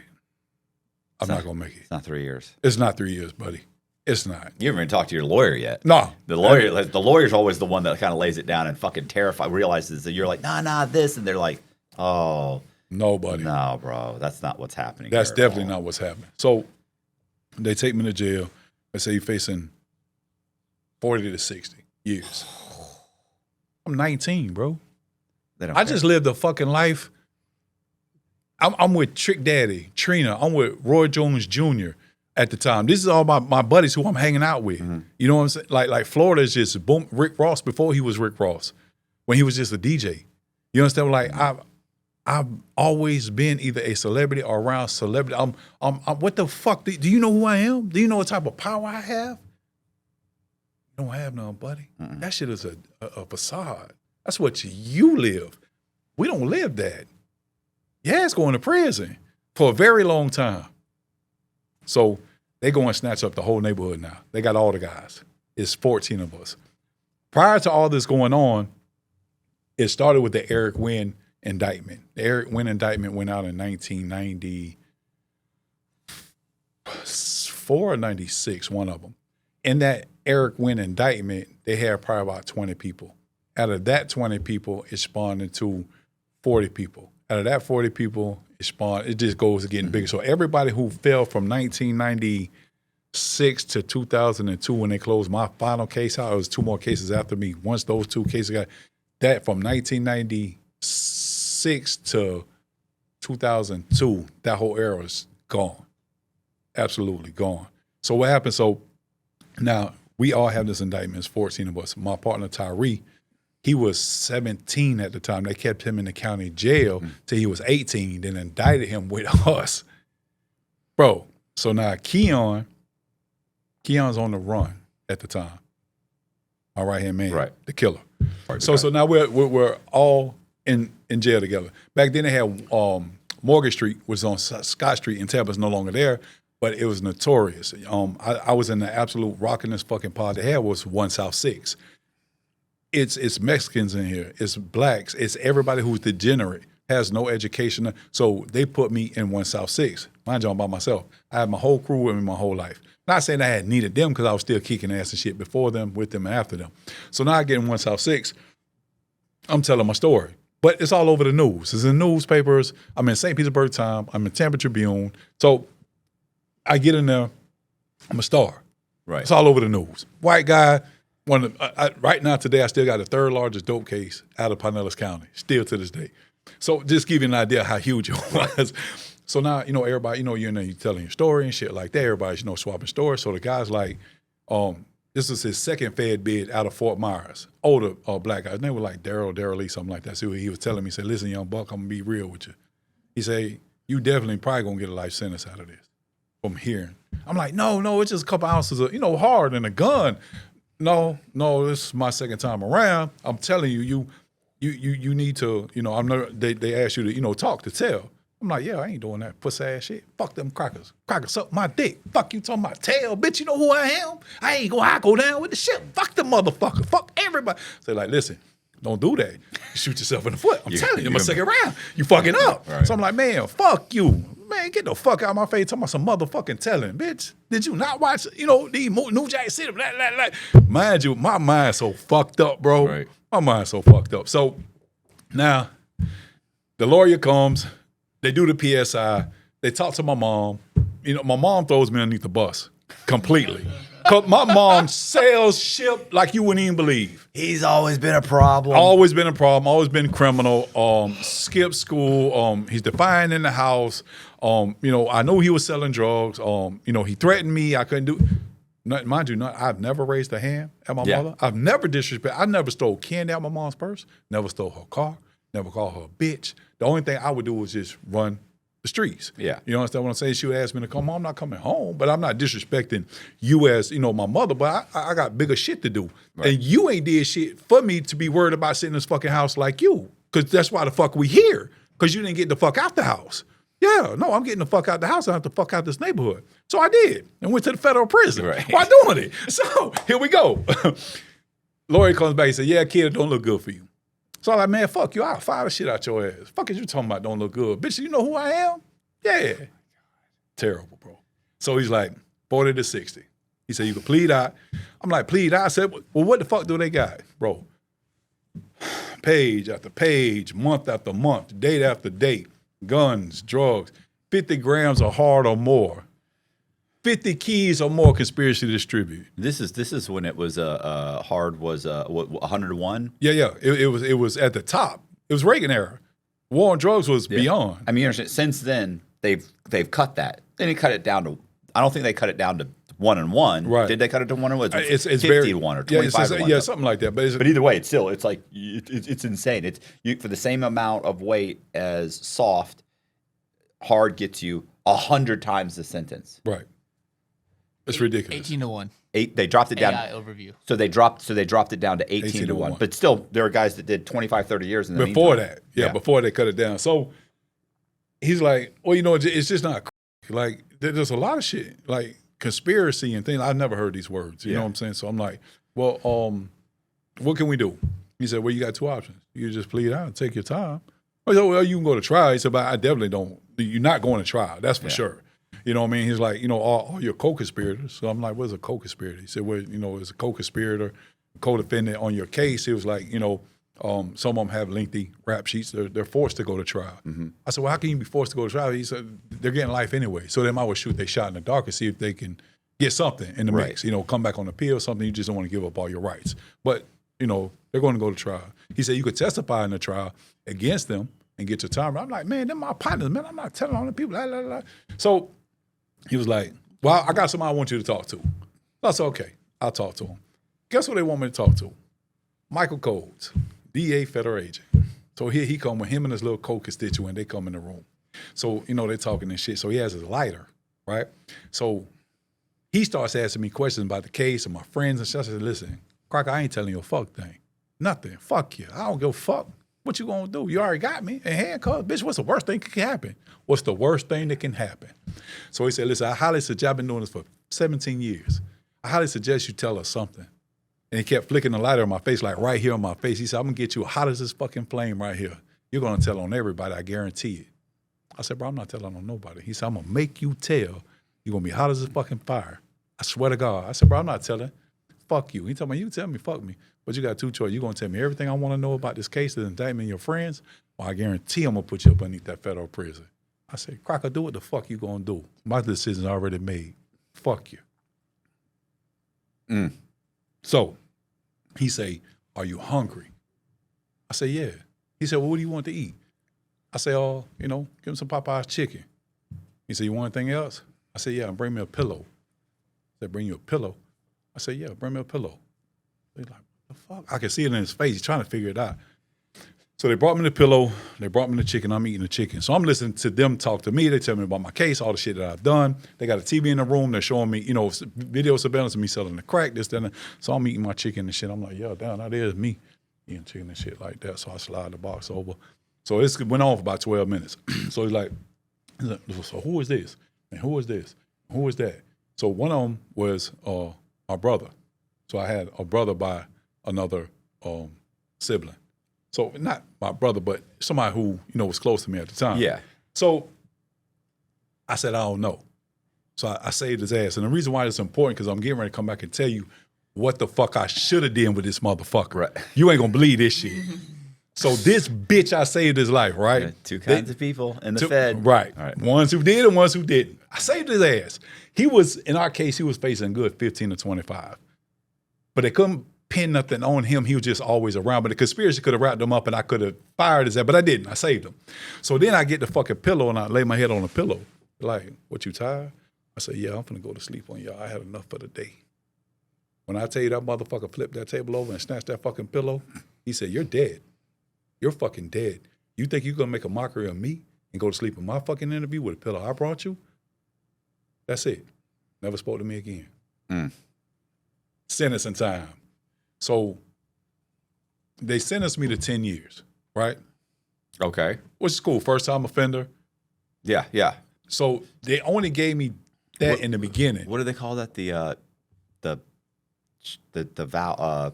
Safety valve. Safety valve. That's what I was looking for. Safety valve. The safety valve. That's it. Okay. So now they gave me that, quote unquote, as an extension of the olive branch. Say, hey, we did something for you. We want to do something for us. Come on and testify. And they had these trials coming up. So I'm still sticking to my guns. Like, no. And so, no, got something for you. Hey, y'all remember that gun that y'all found down on the street? Yeah, charge it to him. Give him a 924C, possession of a firearm in front of the trafficking. Yeah, give him another 5 more years. 2 months after I decided not to tell on them, came back, superseded indictment, gave me another 5 years. 15 years, federal penitentiary, 19, 20 years old, just graduated high school. I went from one fucking crime-riddled environment to a super fucking crime-riddled environment. Now here I am, by myself. First day on the fucking compound. Wait, Coleman? Do you go to Coleman? I went to Coleman. Okay. Penn. So I go to Coleman Penn. It's rocking and rolling at the time. It's only one. It's not two. It's just only one at the point. You had Coleman Penn, you had a medium, low, and then the girls' camp. So first day I get there, put my bags down and shit. Guys know me. The news carries in these penitentiaries and shit like that. Which is good. It's good. So there's a bunch of shit that goes on my first day. You get off the bus, the white guys want you, the Muslims want you, the Christians want you, your neighborhood, fellow Florida car, they want you, shit like that. So I didn't really get a chance. You got to go through, back then you had to go through a captain's review. So you're stuck in the hole for like 2-3 weeks till the captain gets your PSI, sees, your separatees, see who you told on, see if you didn't tell, see what gangs you are, what tattoos you have before he puts you on the compound. So I didn't have all that. I was cool, get on the compound. All my guys from the neighborhood was already there. Some of the guys, Romeo Mathis was there. Wonder Man, he was there. And these are all people who are, came up and these are my OGs. Tyrone Telefero, he was there in these feds. So they're telling the white guys like, yeah, he not what y'all think that he is. Like, so the white guys, they was like, hey, listen, you run with us. I'm like, yeah, no. I'm not doing that. Fuck wrong with y'all. Like, who made that decision? Like, oh, well, it's prison politics. You got to run with your. Listen, my guy, I don't know what you got going on, but that ain't what I'm here for. You see what I'm saying? So he was like, well, listen, if you turn us down, just know that you lift all protection from us. Like, we didn't give you nothing to eat. We're not feeding you. If they dump you, You know what I'm saying? It's all on you. You're on the island by yourself. I said, I'm cool with that. You know, they was mad as fuck. They was mad as fuck about that shit. But like they kept telling them, like, this is a Florida homeboy. This is a legend. Like, this is a real this is a gangster. Like, you crackers can't, you understand what y'all gonna press the button. Y'all, it's about to be some shit that you don't want to see. So, you know, they left me alone and, you know, you go get on the phone. So now, you know, because I'm still street mentality, come from the county jail, we kicking ass, rocking and rolling. So at that time, it was one phone. It wasn't 4 phones. Right. So I'm waiting to use the phone, and back then, we had real money. So you could pipe the phone for 6 hours. As long as your money lasted, it was no 300 minutes. Okay. Yeah, it wasn't. No, you just pipe on the phone. It's only one phone. So if it's a rich motherfucker in there with $1 million, bitch, you're not getting the phone. Yeah. That's what it is. So I stand in line on the wall, and I see the little black dude, but it's like he was like at the little the desk, but the desk is close to the phone, but not as close as you putting your back on the wall, standing in front of the phone. So the dude hangs up the phone. I go grab the phone. The dude was like, "Hey, listen, man, I was next." Partner. Because in my mind, I'm on warfare all the time. So I don't understand the prison politics. And at that time, I really didn't give a fuck. Cause bitch, I got 15 years, I just been sentenced. Bitch, I don't care. Bitch, it's whatever. So he was like, no, it don't work like that. I said, listen, well, I don't go fuck how it work. You understand what I'm saying? Bitch, I'm finna use his phone. He was like, no, listen, I know you just getting off the bus. Cause back then you had the khakis. Like the khakis and white t-shirt. You wasn't even in your outfit your bus yet. clothes. Right. So did that. So at the time, I felt like he was trying to take something from me. It's just like the streets. If you continue to let people take from you, they're gonna take from you until you put a stop to it. So in my mind, I'm gonna put a stop to it right now. So I grabbed the phone and smacked the dude in the face with it. Bam! Bro, it's black dude. We get to tussling this motherfucker, right? So now everybody's running, you know, coming to see the fight and shit. So my Florida partners and his, I think it was Mississippi, Alabama, they, you know, pull us apart. They take us to the hole. COs take us to the hole. So I come back out. He come back out. Come to find out he was like a shot caller for like, oh, what the fuck is them boys' name? GDs? Oh, yeah. Or some shit like Gangsters that. of Yeah. Again, I don't know none of this shit. Yeah. So we go out to the yard. He's not really being desperate. He's just trying to help you. No, Like he really said, was. You're bringing a problem on yourself. You can't do like this. This might work once or twice, but Right. it'll go bad. So it went bad the first time. So we all go out in the yard. You know, when you have a problem with a different car, a different, you know, race, you go out to the wreck yard and you try to resolve it, you know, politically. If not, then bitch, it's going to fold over. So long story short, we ended up hashing it out, and he and I became all right. Not the best of friends, but we was okay, you know. And I was man enough to tell, bro, I didn't know. Bro, I apologize. I thought you was on some fuck shit. You know, it's very racial in here. You know what I'm saying? I'm white, but I'm from the south side of St. Pete. You know, I'm still a gangster. I'm still a man. Like, I was raised up different. So, you know, just on say, I just thought you were trying to take some shit. You ain't gonna take you. I don't give a fuck whoever in this motherfucker. I want everybody to hear me. Bitch, you ain't taking a fuck thing. I'm gonna walk on this yard for the next bitch. I'm gonna do the fucking time how I wanna do it. Not a CO gonna stop me. Not a counselor gonna stop me. Nobody. And I was fucked up, bro. But you gotta remember, I come from this fucking violent ass. There is no winning out this motherfucking. Harbordale was probably one of the hardest in the world neighborhood, bro. I swear that bitch was a fucking penitentiary, bro. I swear to God it was. So, long story short, now I'm on the compound. I'm bopping around. Everybody like fucking with me. I'm having an all-black TV room. I'm the only guy in Coleman history, white guy, that have an all-black TV room.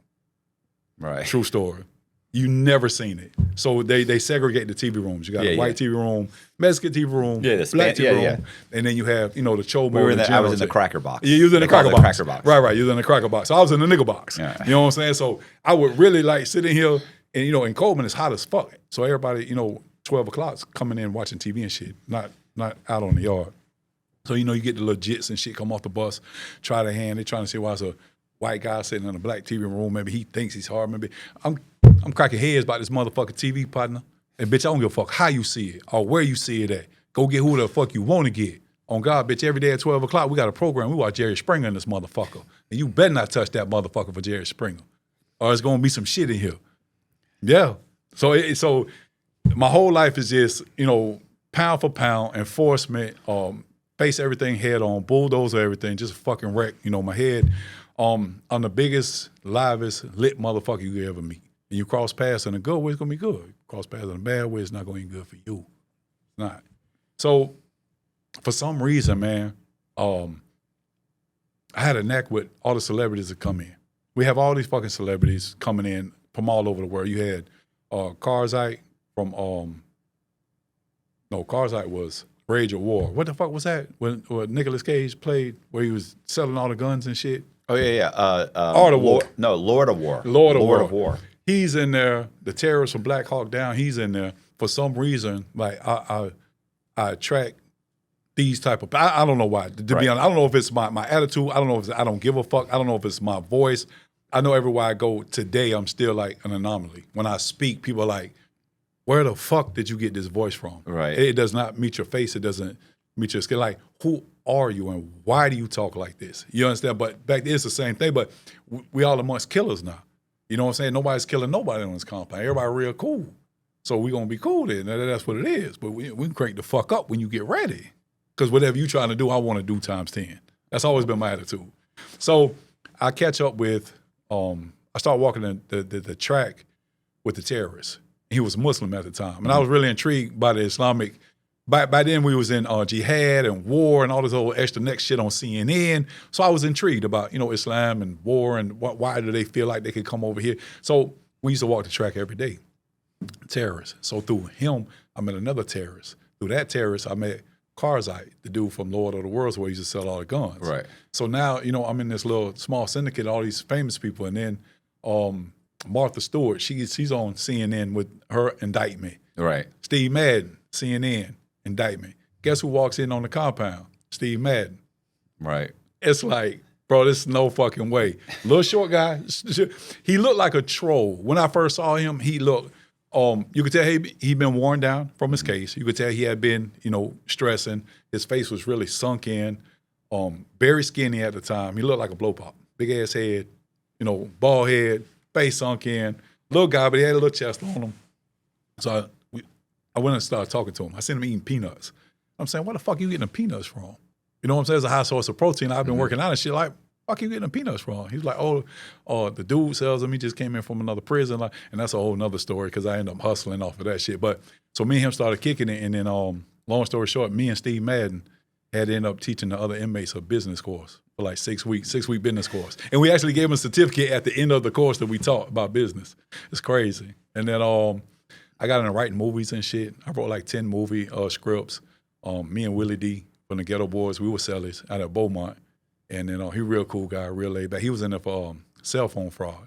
So he too had like the gangster mentality. What he would do is people would buy like cell phone or something off it, whatever his online shit was, and he would mail it out. But the people wasn't sending the money. So he was just giving out his product. So he was like, fuck it, I'm gonna start doing that shit. I'm gonna start getting the people money and not sending their shit to him. So I reported his ass. Right. So wire fraud, I know I'm saying, for that shit. But, it's just the gangster mentality. You take from me, I'm gonna take from you until they put a stop to it. Unfortunately, the feds put a stop to it. So, fuck, bro. It just, 15 years, boy, day for day.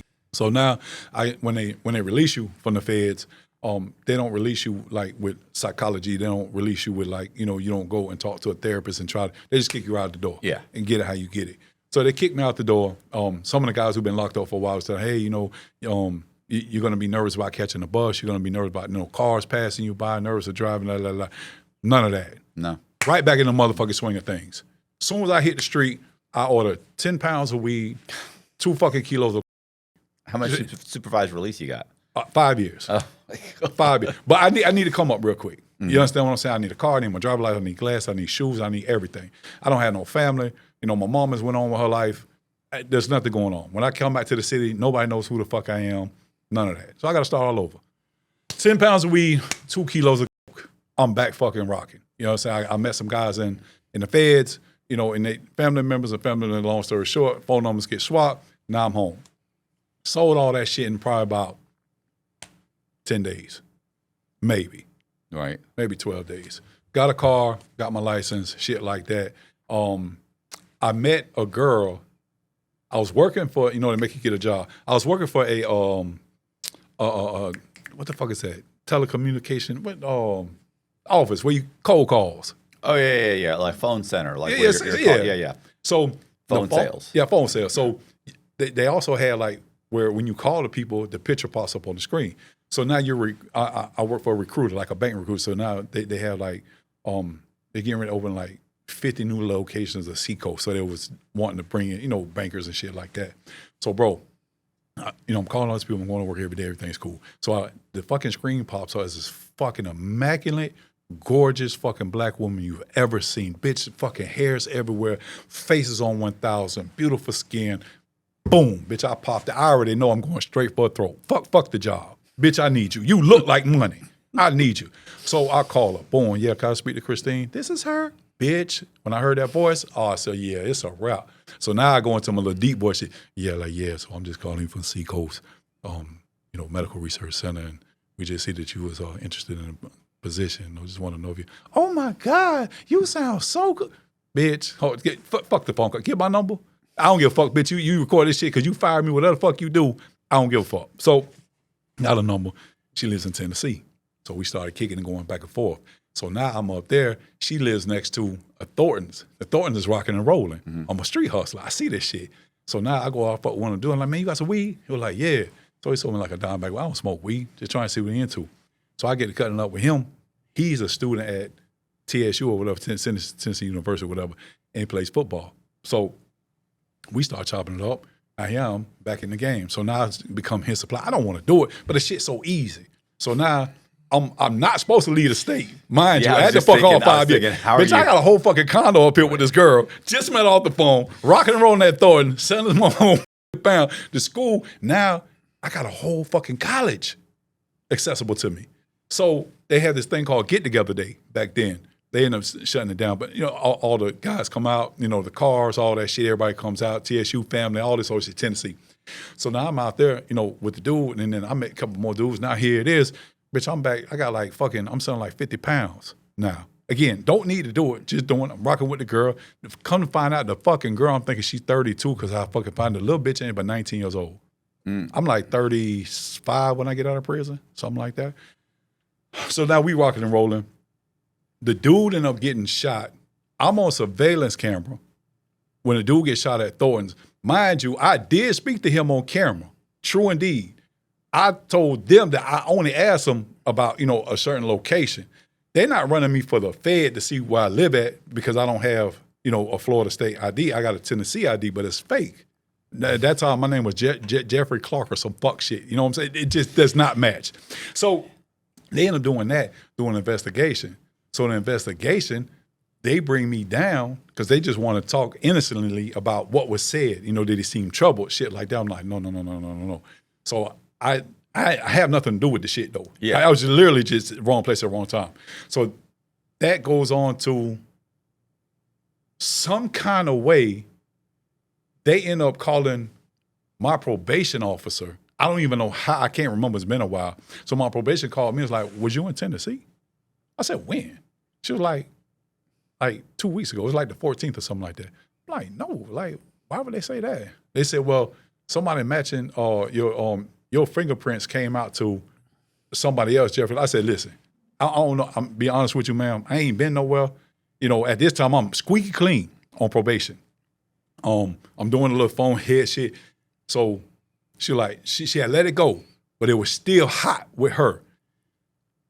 At this time, I'm still at the call center. So now I got this going on. The dudes got shot. I'm in fucking Tennessee, ain't supposed to be. This fucking little girl, I'm fucking the shit. She pretty as shit. I'm addicted to this little chocolate shit. Now my life's back fucking chaotic, bro. Just as fucking fast. Bitch, I ain't been gone 6 weeks yet. I'm like, bro, you got to reel this shit in. Bro, this is not where you want to be. So I go back down to Florida. I'm doing the headset. Now I'm focused again. I'm trying to get away from this shit. So it's a fucking tall-ass, skinny black dude, right? He's walking the floor, the floor manager, whatever the case may be. I've been on a job maybe 2 weeks. So boom, I take my headset off, put it on the table. I go to the bathroom. This is where we start getting the black label services. This is where so I go to the bathroom. I'm in the bathroom about 7-8 minutes. So, nothing. I come back, put my headphones on. He taps me on my shoulder. I'm like, what's up? He said, did you get permission? You're still in company time. Who the fuck you talking to, bro?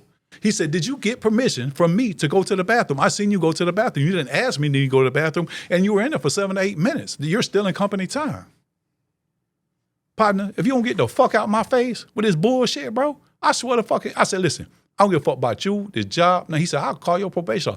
Bitch, get the calling. You think I give up? I just did 15 years. What the fuck you think you finna do when you make a phone call? I said, you know what, better yet, bitch, I quit. I took that shit off, went back to the little probation, told her shit didn't work out. So she said, okay, I'm gonna send you to another call center. She sent me to another call center. At that time, it was AGR. AGR is selling gas and electricity. So boom, I did that. A little dude named Adolfo, he owned the spot. He was like fucking Hitler. He was a dickhead, bro. Rich out the ass. You know, he's doing all this fucking fraud shit with his fucking money. He talks to you, treats you like shit. The office is probably about 100, 150 people. So what I started doing was, he had disrespected me. And I was in a position at the time where I had needed him, but you ain't gonna disrespect me like that. But I'm gonna do what I need to do for me this time. I'm not gonna move off emotion. I'm gonna move off of strategy. Mm-hmm. I let it slide. So what I started doing was, I started going in, clocking in, leaving, going to do security courses. It's a 40-hour course, 8 hours a day, 5 days. So I was on his clock, on his time, away from the job, going to security class, because I'm not gonna stay here. Right. But I'm gonna make you pay for the shit you just did. But it ain't gonna be the way I would usually do it. So I got paid $450 for the week or something to go to the security class. Right. So now in my head, now my name is Black. So everywhere I go, I'm known as an enforcer. I'm known as a person who carries, great integrity, morals. I have an enforcement status with a great reputation. No, I don't take no shit. Very highly respected. So now after doing 15 years of prison and being domiciled with that name Black, I got to figure out how to rebrand this name.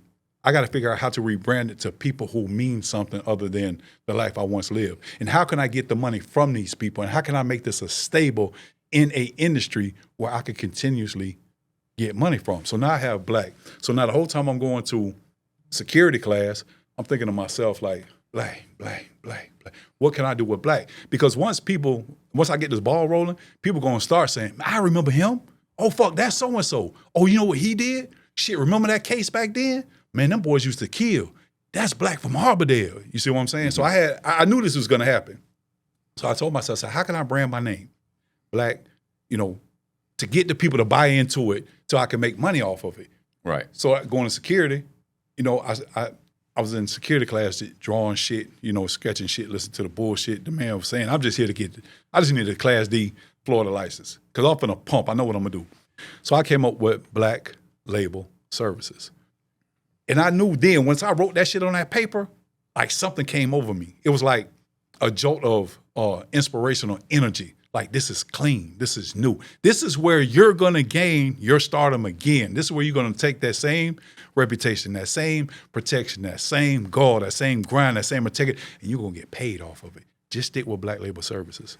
So now how I was able to define it and get into the industry, when I came home, we had some local artists like Kodak Black, Coley P, Mook Boy, Plies. I was locked up with Plies' brother, Big Gates.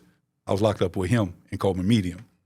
Again, just going back to the star status, how I've always been a celebrity, shit like that, always around celebrities. So now I get the security license. I make my first T-shirt, Black Label Services, right? So I put it on, and a friend of mine owned a strip club in St. Pete, main attraction at the time, named was Shatik. Me and Shatik used to sell a lot of drugs and shit many moons ago. So he's like, hey, listen, I know you're a stand-up guy. I don't have no problem with you working here. I'm not going to give you no money. I'm going to teach you how to fish. I'm not going to give you no fish. If I give you $10,000, you're going to go blow it, come back and, want more money. I got the money. Man, brand new fucking car, blacked out, everything, la, la, la. So I'm at Main Attraction. I'm doing security. So while I'm doing security, I'm asking all the other security, like, how long you been doing it? These guys telling me, I've been doing it for 15 years. I've been doing it for 20 years. Your fucking shoes is leaning, bro. Your shirt is fucked up and faded. Like, 20 years in the industry, and this is what the fuck you look, this is what you present? I was like, no. So then I started getting phone calls from down south, like Kodak Black and all, and they starting to rock and roll. My partner, Arabic guy, his name is Zeke. Now they need, protection and a driver. These guys are rocking and rolling. So I go down there to Pompano, Miami area, start driving the guys around, went on a whole lot of stages, shit like that. And it, out of nowhere, man, it just started fucking booming. I had everybody wearing Black Label. I started printing up a bunch of Black Label T-shirts, giving them out, the girls, everybody. So now I'm back. They know who I am. They know I'm a successor. They know I'm a enforcer. They know I know how to move through these crowds of people. I got a good advantage. I got a white face, but I'm a gangster. I know how to move. I use my head. It's not off emotion. It's off strategy. Are you picking up employees? You've eventually. Okay. So now I start getting on a bigger platform. Now I'm getting on tours, shit like this. I'm with like Jaheim. I'm with Tank. I'm with Genuine. I'm with Lotto. I'm with Kevin Gates. Then we got Rod Wave, and it just keeps growing. I was with Beyonce 3 times. It grows out of nowhere, bro. It's fucking huge. So now I can't be in all these different places at same time. Mm-hmm. So start picking up employees. So I'm not picking up the best employees. I'm just coming back picking up people who, from the neighborhood and shit like that. They've been struggling, whatever. They just need a little push. Huge mistake. And I'm thinking myself, I shouldn't have did that. It's okay. But so now I go from security at the club to bodyguard to driver, bodyguard. Then I bought into a spa out in Seminole. It's a older Colombian lady. She was losing her ass at the spa, and she had it up for sale. I can't do the fingerprints for the spa because of my background. But all she needed was some money, and we could keep the spa going. So what I ended up doing was providing the finances, keeping the spa going, her name, everything. You know what I'm saying? We just do. So I did that for like 6 years. I'm still doing security. There's a big fuck you to Adolfo at AGR. I'm a successor. You know what I'm saying? Now I got the strippers coming in, getting waxed and shit. Like, I'm moving, bro. I'm moving. So COVID comes, watch my whole fucking shit out. Yeah. It's over for me. I done spent all the money. I done lived a fucking life. I done been on fucking planes and jets. I'm over in fucking Dubai. I'm in Mexico. I'm fucking passport out. People taking me everywhere. It's a great life. COVID comes, I don't have nothing. It's a wrap, bro. I was like, fuck. So now what I do? You know what I do? I take the club and put it inside of a Sprinter. Because here's what happened. COVID, you couldn't be around nobody. You understand what I'm saying? All the clubs are shut down, and you really didn't want to be around nobody unless it's your spouse. So I was like, fuck it. I'm going to get a Sprinter. I'm going to gut this bitch out. I'm going to make it into a mobile VIP center. So now you got your bar, you got your drinks, you got whoever you want on this bitch, and I'm going to take you wherever the fuck you want to go. Just like that. That bitch was a success. That shit, that one Sprinter turned into 2 Sprinters, turned into 2 Sprinters, a Lincoln, the black car that you drive from the airport, to be in the movies and shit, the 2005 Lincoln Town Car. Okay. So I got one of those. I'm back up now. I'm rocking and rolling. Then we're doing Airbnb parties. So now we're doing Airbnb parties. The girls love me to death. So now I put a crew of girls together. Now they travel with me. They're the black label ladies. They travel with me. Now whatever the fuck they do at these parties, homie, it's not my motherfucking concern. You understand what I'm saying? But everybody's getting money now. I'm back up. You see what I'm saying? So now, man, we out at the Diddy parties, bro. I'm overseas. It gets crazy as fuck. Sorry, what does Black Label do now? Because you've mentioned 4 different businesses. Right. Okay. So right now, right this second, Black Label Services. Black, of course, is my name. Label. Black Label means top tier. There's nobody above Black Label. Black Label Services, I provide numerous of services in the entertainment industry to celebrities, athletes, influencers, business tycoons. What I do is I'm a private chauffeur. I own a fleet of black trucks, which is SUVs. So you get moved around in luxury transportation. With that comes security, if that's what you need as a provision. I also provide bodyguard services to those who are in need. So say you want to go out with your wife and you want to drink and you don't want to be bothered and you want to show your wife a nice time. You call me. I'm your chauffeur. I have my own vehicle. It's a brand new 2026, blacked out, It could be a Chevy, it could be a Cadillac, whatever I have in stock, and I drive you around, and I chauffeur you, and I cater to you, and I get you out of the truck, and I walk you in for your dinners, and I make sure that the service is good for you, and it's really a great luxury service. I also do that with the celebrities, taking their families back and forth to the airport, picking them up for the sporting games, NFL, the big concert like Drake concert, stuff like that, and it's just really, I'm not even in the business of like ride business or ride share. I'm in the business of power because that's what you exude when you're with me. My mission statement is I pride my clients' image, safety, and secrecy because there's a lot of things that go on in this black truck. A lot of things that go on in society. There's a lot of things that's going to go on this yacht. You understand what I'm saying? And then you don't want TMZ. You don't want Unlocked Hollywood. You don't want the Shade Room. I'm the guy who you want. Right. I just did 15 years, ain't told on nobody. Right. So what the fuck I'm going to get here for $1,000? Yeah. And sell your soul to the media? I'm not doing that. and people understand it. I did lose 15 years. Yeah. But those 15 years made a whole lifestyle for me now because everybody can appreciate that I don't sell their secrets on YouTube. I don't backdoor them in court. And we've been in shootouts. There's been things that happen in the black truck that shouldn't have. It is what it is. We'll never know. Right. I did 15 years for free. You're paying me. Make it make sense. It's just not in my DNA. Hey, you guys, I appreciate you watching. Do me a favor, hit the subscribe button, hit the bell so you get notified of videos just like this. Please share the video to anybody you think would be interested. Also, if you want to follow Black Label or get in touch with him in any way, go into the description box, click the link. It'll shoot you over to his Instagram, and you can leave a message for him. He'll get back with you right away. Is there stuff on your Instagram? Yeah, absolutely. Plus, there's some great stuff on the Instagram. Check out the page, follow it. Once again, thank you very much. I appreciate it. See ya.